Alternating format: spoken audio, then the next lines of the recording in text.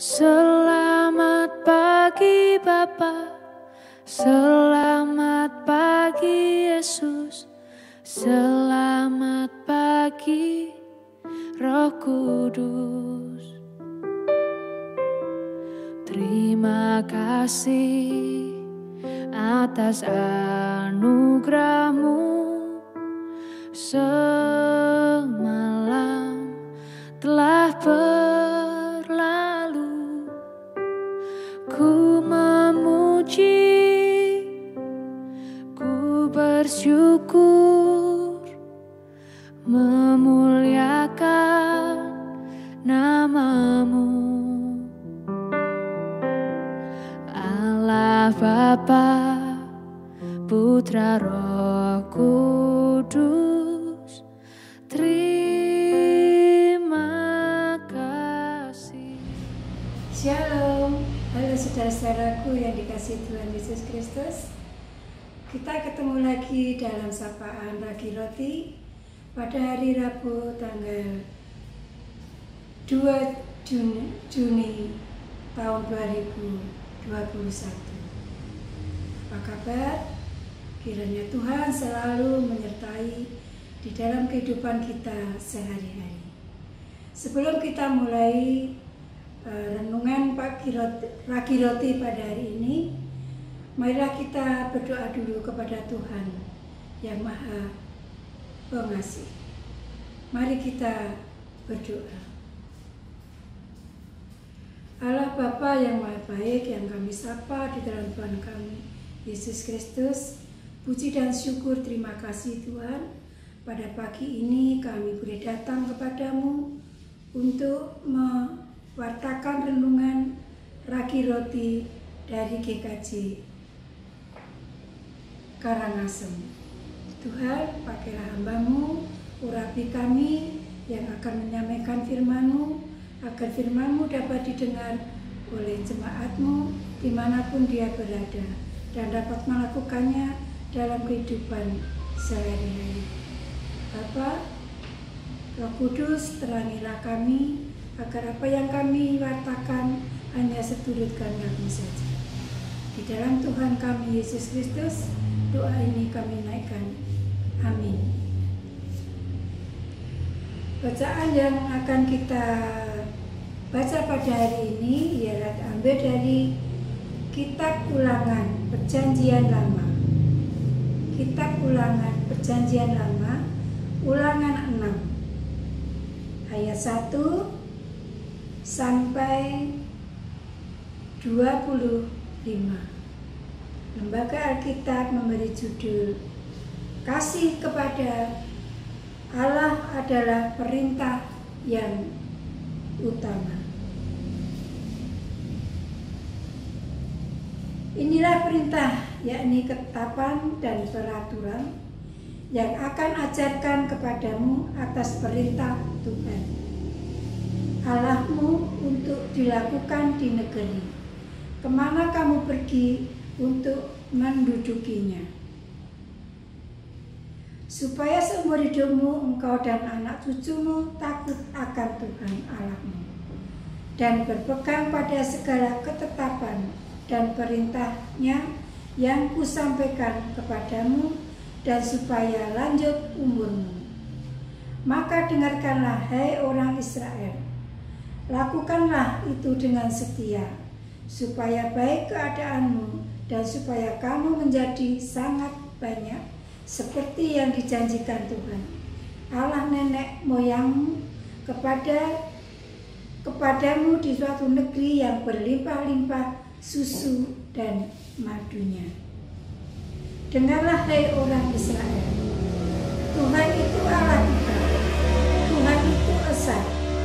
Kasihlah Tuhan Allahmu dengan segenap hatimu dan dengan segenap jiwamu, dengan segenap kekuatanmu. Apakah yang kau perintahkan kepadamu pada hari ini, haruslah engkau perhatikan, haruslah engkau mengajarkannya berulang-ulang kepada anak-anakmu dan membicarakan apabila engkau duduk di rumahmu, apabila engkau sedang dalam perjalanan, apabila engkau berbaring, dan apabila engkau bangun. Haruslah juga engkau mengikatkannya sebagai tanda pada tanganmu, dan haruslah ia menjadi lambang di dahimu. Dan haruslah engkau menuliskan pada tiang pintu rumahmu dan pada pintu gerbangmu. Maka apabila Tuhan Allahmu telah membawa engkau masuk ke negeri yang dijanjikannya dengan sumpah kepada nenek moyangmu, yakni Abraham, Iskak, dan Yakub, untuk memberikannya kepadamu kota-kota yang besar dan baik yang tidak kau dirikan, rumah-rumah penuh beras berbagai-bagai barang baik yang tidak kau isi seumur-umur yang tidak kau kenal, kebun-kebun anggur dan kebun-kebun zaitun yang tidak kau tanami. Dan apabila engkau sudah makan dan menjadi kenyang, maka berhati-hatilah menjaga yang engkau melupakan Tuhan yang telah membawa kamu keluar dari tanah Mesir, dari rumah perbudakan. Engkau harus takut akan Tuhan Allahmu, kepada Dia haruslah engkau beribadah, dengan demikian namanya haruslah engkau bersumpah. Janganlah kamu mengikuti Allah lain dari antara Allah bangsa-bangsa sekelilingmu. Sebab Tuhan Allahmu adalah Allah yang cemburu di tengah-tengahmu, supaya jangan bangkit murka Tuhan Allahmu terhadap engkau, sehingga Ia memudahkan engkau dari muka bumi. Janganlah kamu mencobai Tuhan Allahmu seperti kamu mencobai Dia di masa. Haruslah kamu berpegang pada perintah, peringatan, dan ketetapan Tuhan Allahmu yang diperintahkannya kepadamu. Haruslah engkau melakukan apa yang benar dan baik di mata Tuhan, supaya baik keadaanmu dan engkau memasuki dan menduduki negeri yang baik, yang dijanjikan Tuhan dengan sumpah kepada nenek moyangmu, dengan mengusir semua musuhmu dari hadapanmu, seperti difirmankan Tuhan. Apabila di kemudian hari anakmu bertanya kepadamu, apakah peringatan, ketetapan, dan peraturan itu yang diperintahkan kepadamu oleh Tuhan Allah kita, maka haruslah engkau menjawab anakmu itu, kita dahulu budak firman di Mesir, tapi Tuhan membawa kita keluar dari Mesir dengan tangan yang kuat. Tuhan membuat tanda-tanda dan mukjizat-mukjizat yang besar dan yang mencelakakan terhadap Mesir, terhadap Firaun dan seisi rumahnya, di depan mata kita. Tetapi kita dibawanya keluar dari sana, supaya kita dapat dibawanya masuk untuk memberikan kepada kita negeri yang telah dijanjikannya dengan sumpah kepada nenek moyang kita.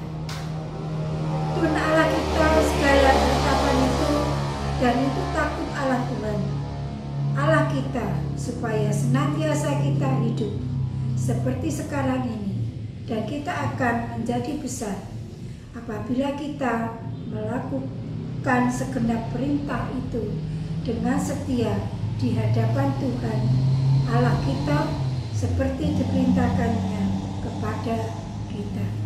Amin. Demikianlah bacaan kitab suci yang telah kita baca. Nats yang akan kita renungkan kita ambil dari Ulangan 6 ayat 7.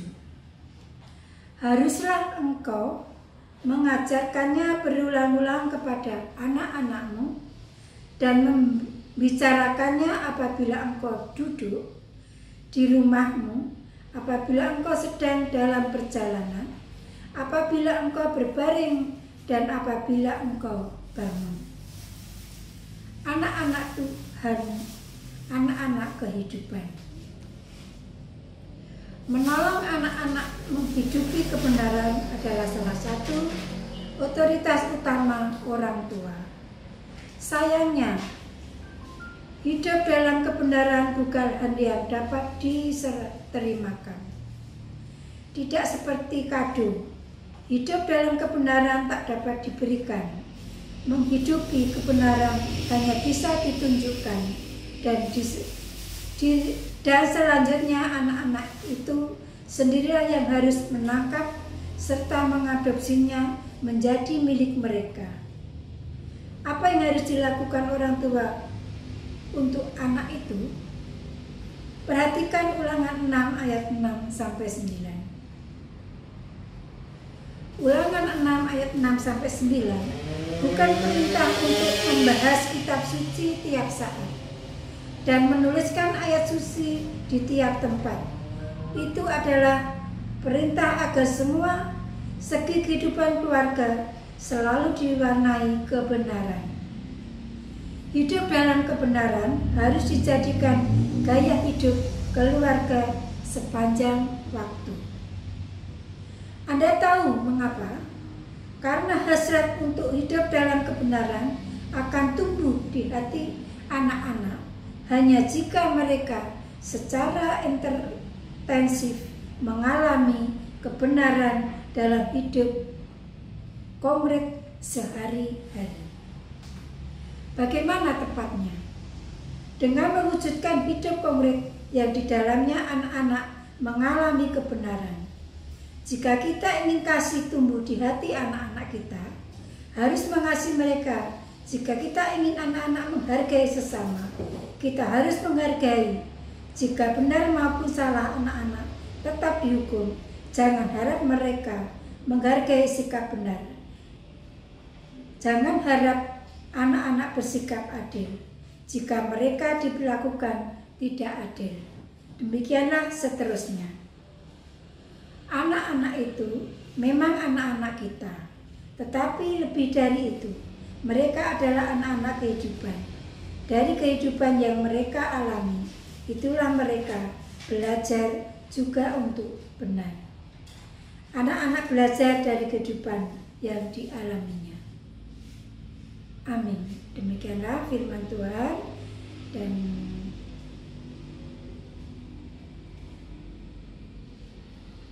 nas yang telah kita renungkan. Semoga firman Tuhan ini berguna bagi kita semua dan dapat kita lakukan dalam kehidupan sehari-hari. Amin.